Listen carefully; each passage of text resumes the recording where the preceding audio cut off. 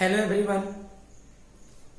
आज हम लोग पढ़ने वाले हैं विद्युत आवेश के समतल पृष्ठीय वितरण के कारण किसी बिंदु पर विद्युत क्षेत्र की गणना के बारे में।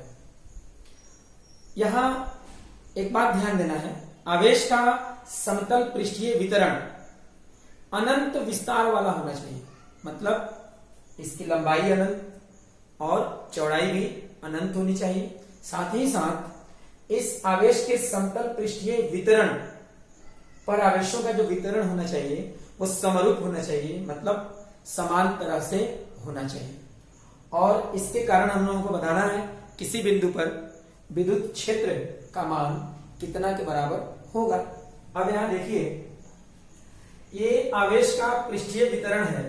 सामने से अगर हम लोग देखेंगे तो पूरा सतह दिखेगा, लेकिन इसी को अगर किनारे से देखते हैं खड़ा होकर तो क्या दिखेगा, एक लाइन की तरह, एक रेखा की तरह दिखेगा। ये ऐसे अगर हम लोग इसको यहां से ऐसे उठा दें, जैसे मान लीजिए यहां ये जो बुक है, इधर से देखते हैं पूरा सतह दिखेगा, लेकिन अगर इसी को ऐसे अगर खड़ा कर दें हम लोग इस तरह से, और अब इधर खड़ा होकर ऐसे देखेंगे हम लोग सामने से, तो क्या दिखेगा, ये लाइन दिखेगा इस तरह से।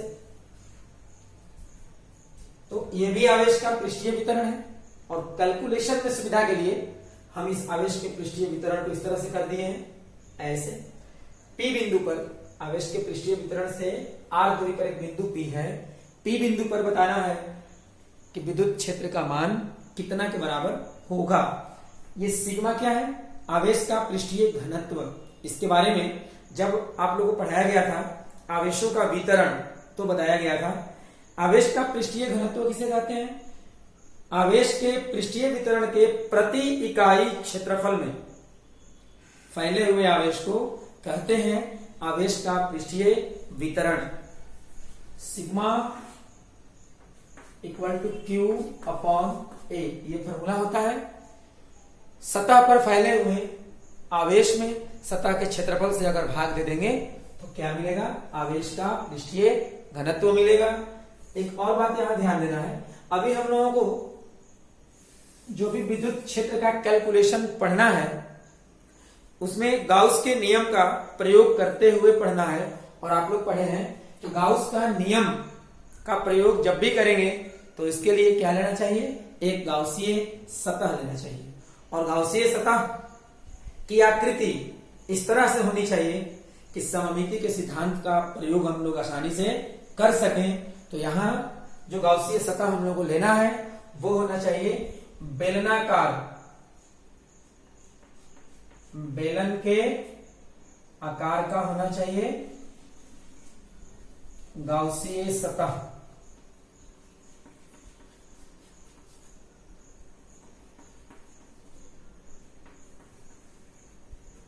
इस तरह से हो गया बेलनाकार गाउसीय सतह।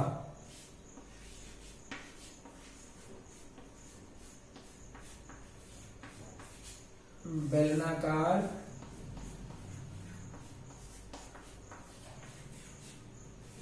गाउसीय सतह। और देखिए आप लोग, ये बेलनाकार गाउसीय सतह के तीन भाग, दो होते हैं समतल भाग और एक वक्र भाग। तो समतल भाग ये दाईं ओर वाला आवेश के पृष्ठीय वितरण से अगर R दूरी पर है तो बाईं तरफ जो समतल भाग है यह भी R दूरी पर ही हम लोग लेंगे, जिससे कि सममिति के सिद्धांत का प्रयोग आसानी से हो सके। समतल भाग का क्षेत्रफल अगर इधर A है तो यहां भी कितना होना चाहिए, A होना चाहिए।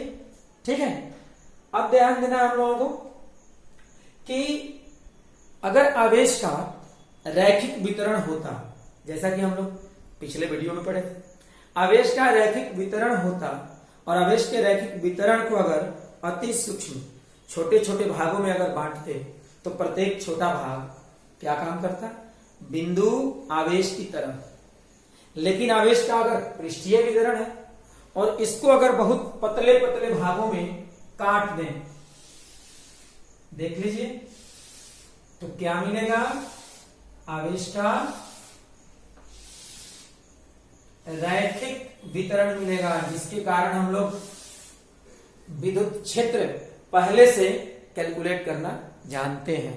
आवेश का रैखिक वितरण हो तो उसके कारण हम लोग को पता है विद्युत क्षेत्र की दिशा किधर होती है, आवेश के रैखिक वितरण के लंबवत एवं उससे दूर। कब? अगर रैखिक वितरण में आवेश धनात्मक हो तब, और अगर यही आवेश ऋणात्मक होता तो विद्युत क्षेत्र की दिशा आवेश के रैखिक वितरण के लंबवत तो होगी लेकिन उसी के ओर हो जाएगी। और इसके बाद देखिए आप लोग यहां, अब इसे समझने के लिए अलग से मैं एक बार इधर ये आवेश का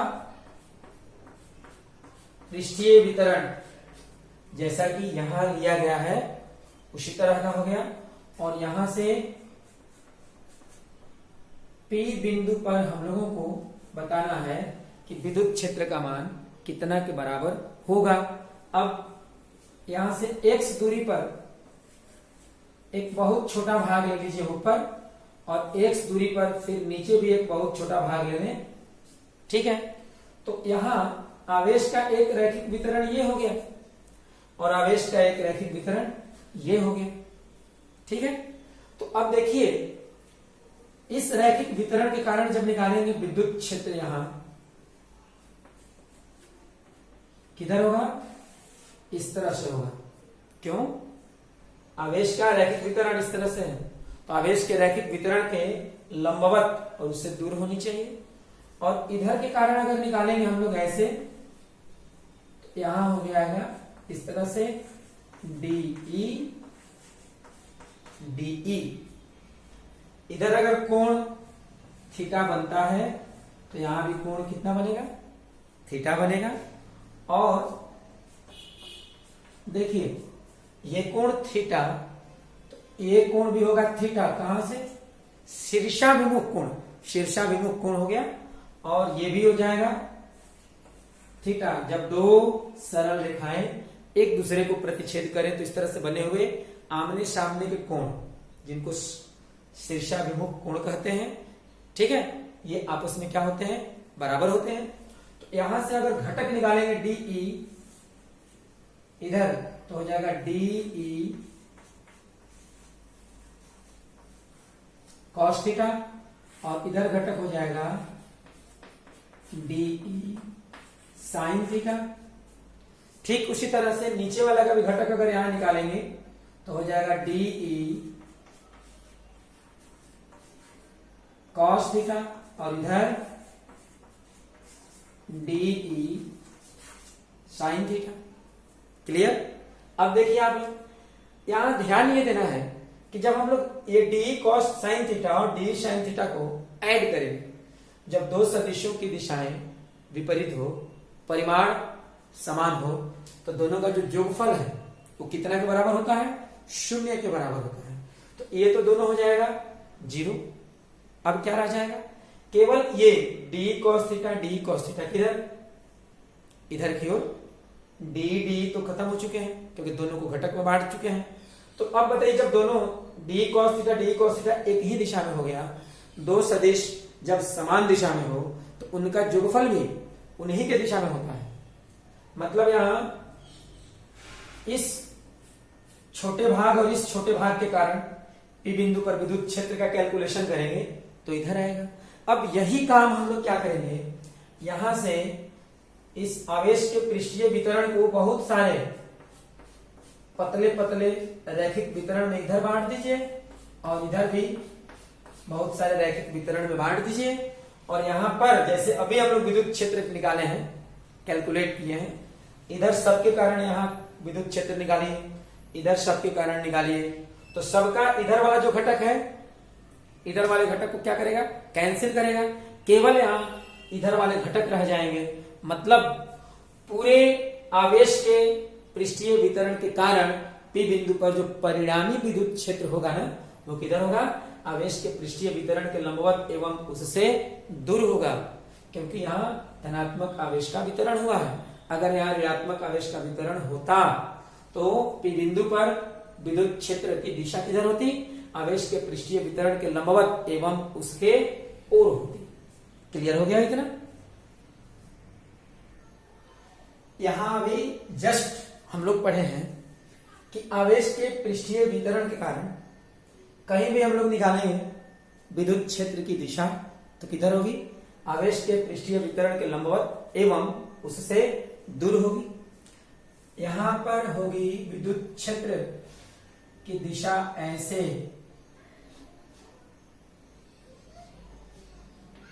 ये और ये हम लोगों को फाइंड करना है। इसी तरह से इधर भी हो जाएगी विद्युत क्षेत्र ऐसे। यहां परिमाण तो देखिए, आवेश के पृष्ठीय वितरण से जितना दूरी पर यह सतह है उतना ही दूरी पर यह है। तो यहां विद्युत क्षेत्र का परिमाण अगर E है तो इधर भी विद्युत क्षेत्र का परिमाण क्या है, E है।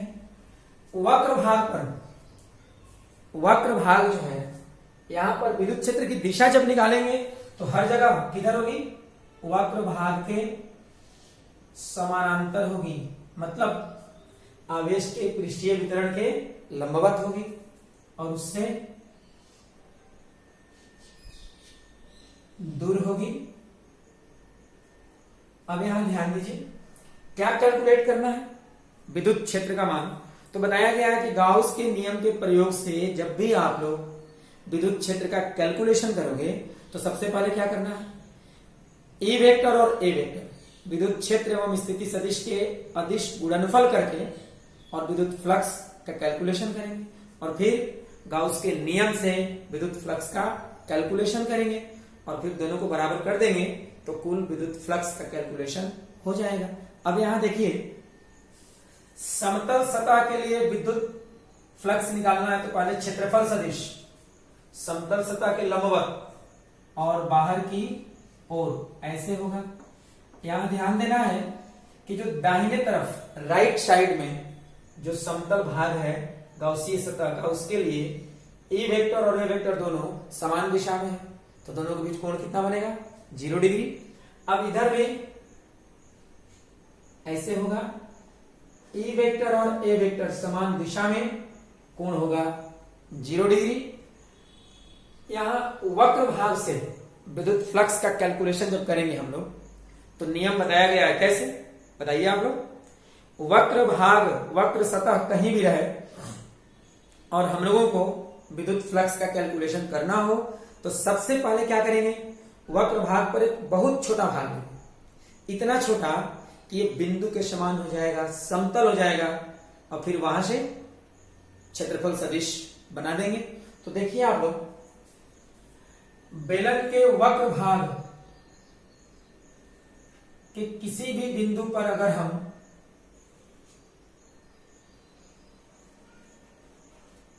छोटा भाग यहां लेते हैं, यहां पर अगर हम लोग छोटा भाग लेते हैं ये बहुत छोटा हो जाएगा। क्षेत्रफल कितना मान लें, dA, यहां भी क्षेत्रफल मान लिया जाए dA। अब क्षेत्रफल सदिश किधर होगी, तो कुछ बातें जो है याद रखना है आप लोगों को। अगर गोला का सतह हो, किसका, गोले का सतह हो, तो सतह के किसी बिंदु पर लंब बने होता है, उस बिंदु से खींची गई त्रिज्या। उसी तरह से बेलन का अगर वक्र भाग हो तो बेलन के वक्र भाग के किसी बिंदु पर लंब का मतलब भी होता है उस बिंदु पर त्रिज्या। तो यहां त्रिज्या के अनुदेश लंब हम लोग बनाएंगे, ये हो जाएगा dA वेक्टर, यहां हो जाएगा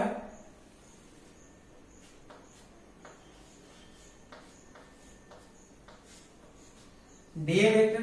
तो देखिए, वक्र भाग के प्रत्येक बिंदु पर विद्युत क्षेत्र और क्षेत्रफल सदिश एक दूसरे के क्या है, लंबवत है।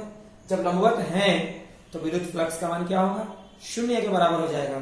मतलब अभी जो पढ़ाई कर रहे हैं इसमें बेलनाकार गाउसीय सतह के वक्र भाग के प्रत्येक बिंदु पर क्षेत्रफल सदिश और विद्युत क्षेत्र लंबवत है और इस कारण से विद्युत फ्लक्स का मान 0 के बराबर होगा।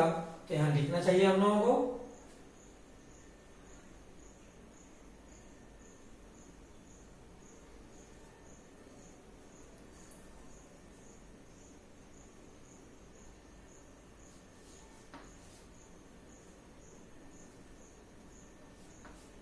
चूंकि बेलनाकार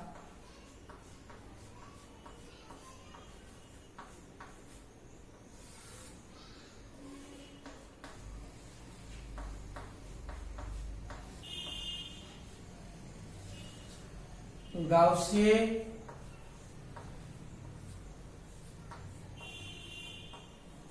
सतह के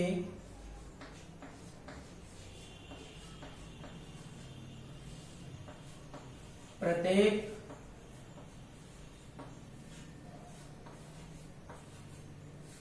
बिंदु पर, बेलनाकार गाउसीय सतह के प्रत्येक बिंदु पर क्या होगा, ई वेक्टर लंब है डीए वेक्टर के। थोड़ा सा यहां गलती हो गई है, बेलनाकार गाउसीय सतह के वक्र भाग के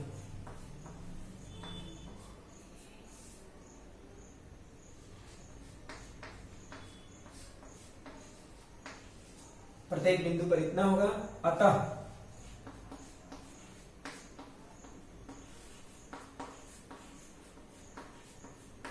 बेलनाकार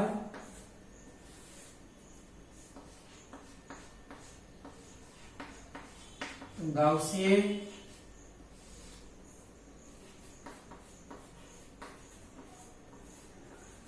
सतह से होकर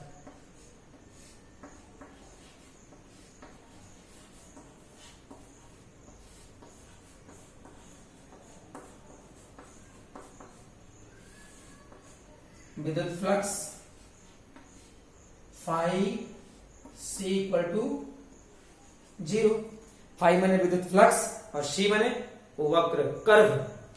और अब देखिए क्या करना होगा,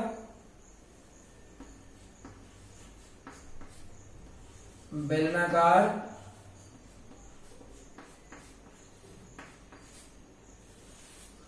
गाउसीय सतह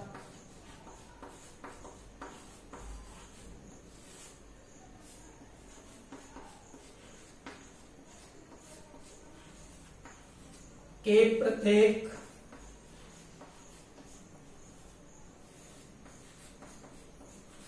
समतल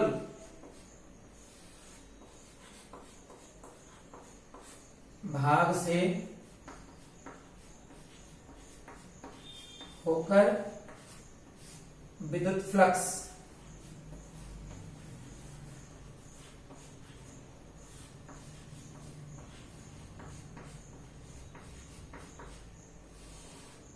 देखिए, ये जो विद्युत फ्लक्स है phi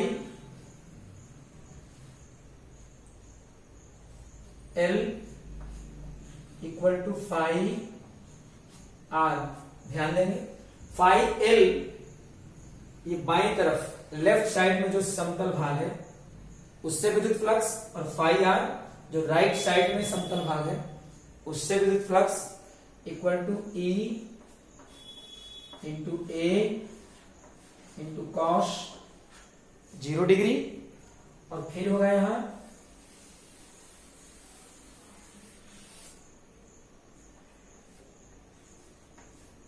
five L equal to five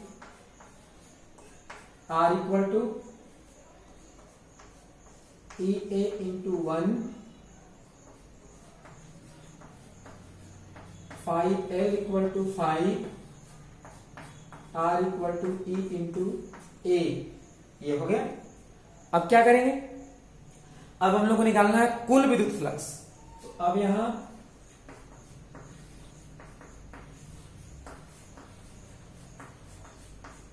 बेलनाकार गाउसीय सतह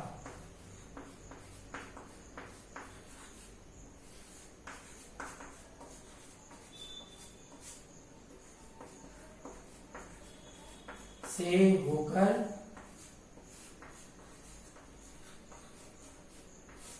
कुल विद्युत फ्लक्स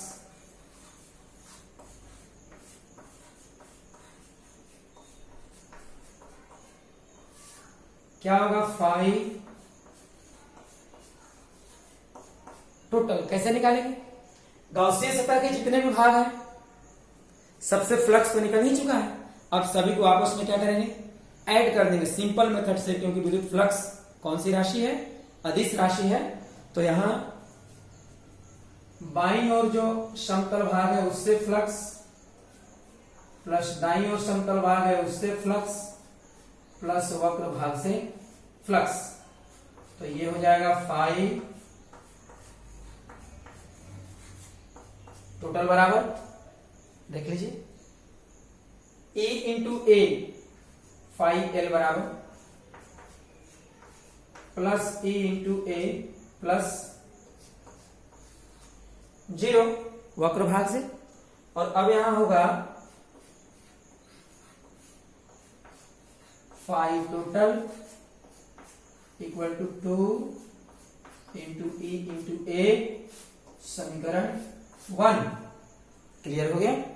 यहां देखिए अभी जो हम लोग विद्युत फ्लक्स का कैलकुलेशन किए, कैसे किए, E vector dot A vector के कॉन्सेप्ट से, मतलब विद्युत क्षेत्र और क्षेत्रफल सदिश के अदिश गुणनफल के कॉन्सेप्ट से। अब हम लोग कैलकुलेशन करेंगे, गाउस के नियम का प्रयोग करेंगे, और गाउस के नियम के प्रयोग से बेलनाकार गाउसीय सतह से होकर कुल विद्युत फ्लक्स का कैलकुलेशन हम लोगों को करना है। अब हम लोग फाइंड करेंगे यहां गाउस के नियम से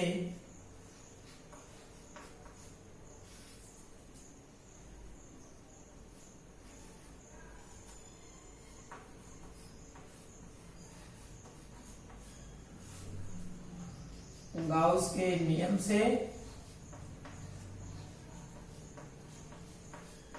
बेलनाकार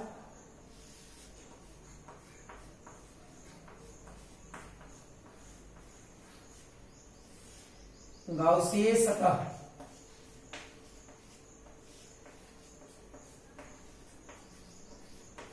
से होकर विद्युत फ्लक्स कुल विद्युत फ्लक्स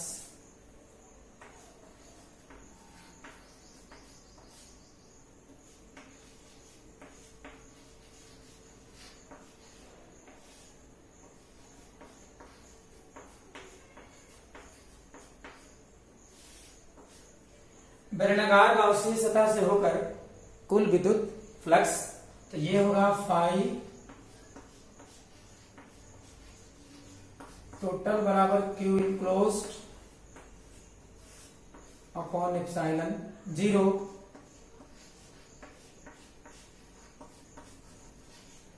और 5 टोटल। देखिए Q इनक्लोज्ड जिस गाउसीय सतह के लिए हम लोग अभी कैलकुलेशन करना है कुल विद्युत फ्लक्स का, उस गाउसीय सतह के अंदर स्थित कुल आवेश फाइंड करना है। कैसे फाइंड करेंगे, तो देखिए गाउसीय सतह जो लिए हैं इसका अनुप्रस्थ परिच्छेद क्षेत्रफल कितना है, A।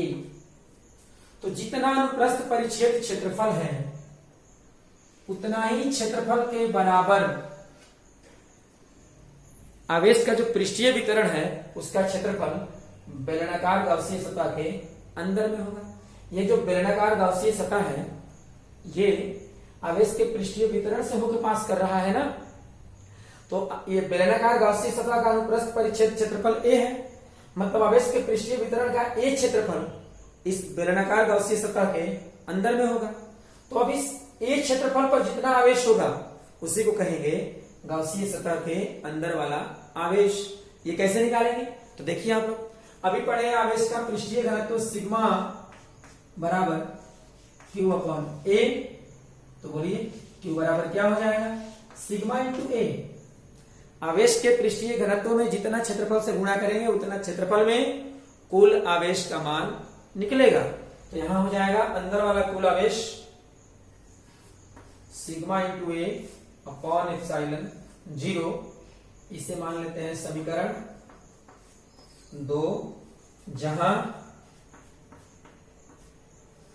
Q enclosed equal to sigma into A। अब देखिए समीकरण 1 का बायां पक्ष 5 टोटल है और समीकरण 2 का भी बायां पक्ष कितना है, 5 टोटल है, तो दायां पक्ष भी तो बराबर हो जाएगा।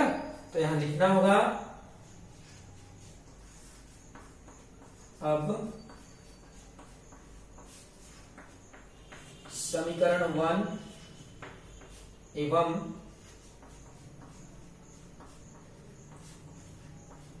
समीकरण 2 से, समीकरण 1 एवं समीकरण 2 से क्या करेंगे, 1 और 2 से यहां लिखेंगे 2 into E into A equal to sigma into A upon epsilon 0, A और ए कैंसिल और तब होगा यहां E equal to sigma upon 2 epsilon 0। देखेंगे आप लोग, यहां एक बात नोटिस करना है हम लोगों को, ध्यान देना है हम लोगों को कि अनंत विस्तार वाले विद्युत आवेश के किसी पृष्ठीय वितरण के कारण किसी बिंदु पर जो विद्युत क्षेत्र होता है, विद्युत क्षेत्र के फॉर्मूला में आर मतलब आवेश के पृष्ठीय वितरण से पी बिंदु की दूरी शामिल नहीं है। इसका मतलब हुआ कि आवेश के समतल पृष्ठीय वितरण के कारण किसी बिंदु पर जो विद्युत क्षेत्र हम लोग निकालेंगे, विद्युत क्षेत्र का मान दूरी पर डिपेंड नहीं करता है। मतलब आवेश के पृष्ठीय वितरण के नजदीक में विद्युत क्षेत्र निकालिए या कितना भी दूरी पर विद्युत क्षेत्र निकालिए, विद्युत क्षेत्र के मान में कोई अंतर नहीं होगा। लेकिन याद रहे, आवेश का पृष्ठीय वितरण अनंत विस्तार वाला होना चाहिए, समतल होना चाहिए, समरूप होना चाहिए, तभी इस फॉर्मूला का प्रयोग हम लोग कर सकते हैं। ठीक है, तो आज हम इतना ही रहने देते हैं।